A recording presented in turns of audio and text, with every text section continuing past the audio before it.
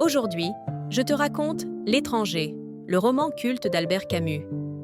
Une œuvre qui ne parle pas seulement de la mort, mais de la vie, de l'absurde, de la liberté.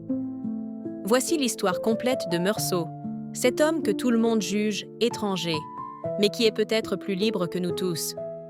Tout commence par un choc froid. Aujourd'hui, maman est morte. Ou peut-être hier. Meursault reçoit un télégramme de l'asile. Sa mère est décédée.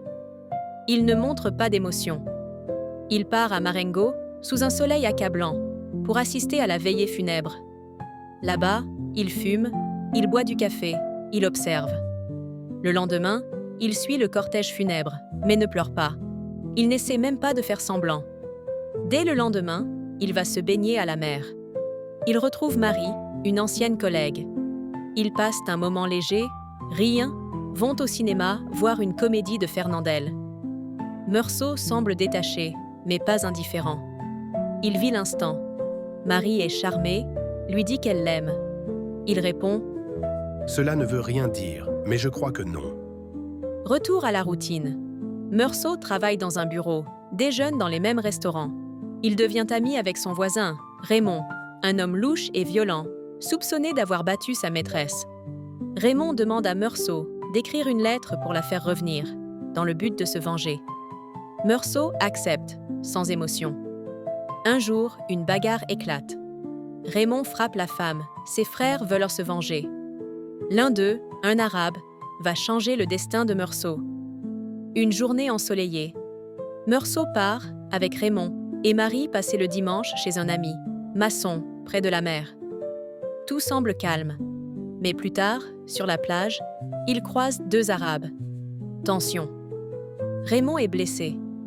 Les autres rentrent. Meursault reste seul. Sous un soleil écrasant, dans un état de confusion, il retrouve l'un des Arabes. J'ai compris que j'avais détruit l'équilibre du jour. Alors, j'ai tiré encore 4 fois. Il tue l'homme de 5 balles, presque mécaniquement. Sans haine, sans colère, sous le soleil.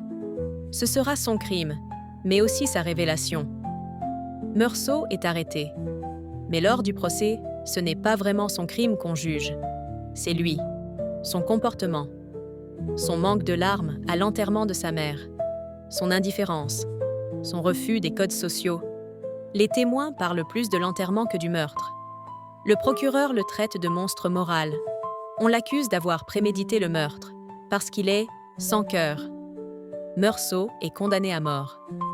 Dans sa cellule, il pense à sa vie, à la mort, à l'univers. Il rejette Dieu, refuse de se confesser. Mais il ne désespère pas. Au contraire, il accepte l'absurde. Il comprend que la vie n'a pas besoin de sens pour être vécue pleinement. J'ouvrais mon cœur pour la première fois à la tendre indifférence du monde. Il attend sa mort avec calme. Il est enfin libre, parce qu'il a tout accepté, même l'inévitable. L'étranger n'est pas l'histoire d'un homme insensible, c'est celle d'un homme lucide, qui refuse de mentir, qui affronte la vie sans masque, sans hypocrisie. Et toi, que penses-tu de Meursault? Est-il un monstre ou un sage incompris?